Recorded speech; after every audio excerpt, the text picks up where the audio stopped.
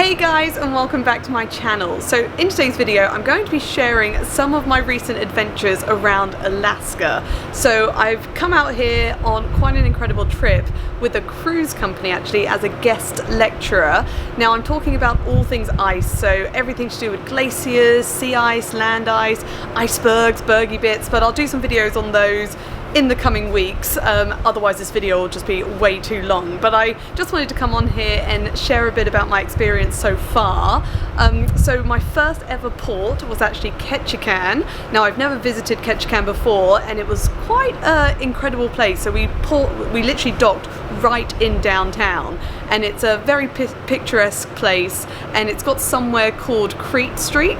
Now this is quite amusing as it's basically the red light district, or it used to be the red light district, but the law said is you couldn't have brothels on land, but the law did not say you couldn't build brothels on stilts over a creek, and that's exactly what they did. So it's now called Crete Street and it's quite a fun place to walk around.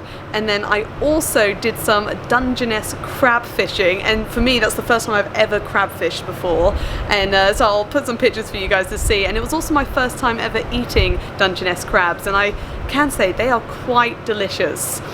And then we had a few sea days and we ended up in Sitka, and whilst in Sitka we kind of cycled around and hiked about, and it's a really beautiful place. Now Sitka and Ketchikan get a lot of rainfall. We're talking, you know, 130 to 160 inches of rain a year, so they are very wet places. But whilst we were there, we had glorious weather, which I think is quite unusual. So after Sitka we then travelled to Valdez. Now this was an incredible place. Now Valdez and Sitka, they were tender ports, and this was my first ever experience with a tender port, and for those of you who have cruised before, you know what I'm talking about. But for me, I didn't realise that the big boat then needs a little boat to ferry you to the port, which has been a lot of fun to do. And in Valdez I had an incredible experience where I got to kayak around a glacial lake, so this was around Valdez Glacier, and get really up close to the ice, and it was just an experience I don't even have the words to explain. It was something unlike I've ever seen before. It was just amazing.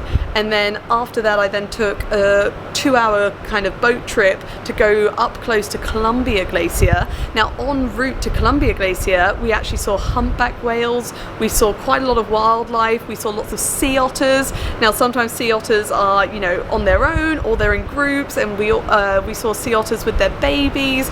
It's just been so special, and I even saw eaglets as well actually, which was very, very special. And then Columbia Glacier was my first experience actually seeing I always pronounce it wrong. I always want to say calving, but it's calving event. I don't know why I can't pronounce it. I saw my first calving event, which is where the glacier, that is a tidewater glacier where it reaches the ocean, and then bits of it are breaking off. So they break up in all different sizes. Some are called icebergs, some are called bergy bits, some are called growlers, some, you know, are just too small to kind of give a name. And we saw kind of like a medium-size calving event, which was pretty awesome, and I did capture it on camera, which was amazing. And then after, actually no, the Columbia Glacier I didn't catch on camera. That one was quite amusing. I literally walked outside of the boat and then it decided to calve, which is always the way. But then after Columbia Glacier, we then took the whole cruise ship to Fjord, and we went right up close to the Harvard Glacier, where we saw lots more calving events as well. So it's been quite an incredible week with some incredible port days, and then the itinerary around the port days when we're out at sea has been amazing as well, with lots of lectures with really knowledgeable people.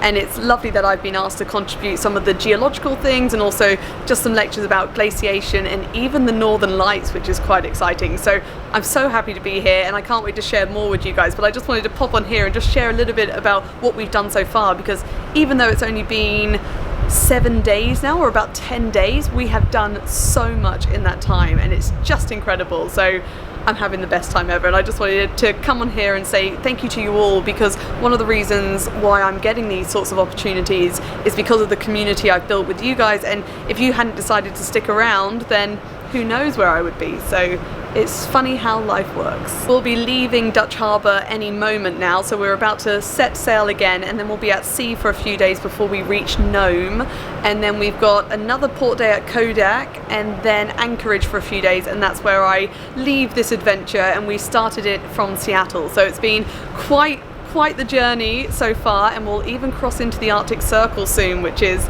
super exciting if the weather permits. Obviously that's quite an important factor, but thank you so much for watching. I hope you've enjoyed this quick little update, because I know I've been quite bad at posting on a regular basis, but I have so much exciting stuff to share with you. It's just finding the time to kind of edit it all together. It's that final step that always takes the longest, but everything's going great. I hope you guys are all doing well, and please like and subscribe if you enjoyed, and I'll also put my social media down below if you'd like to follow me on there. But for now, let's enjoy saying goodbye to Dutch Harbour.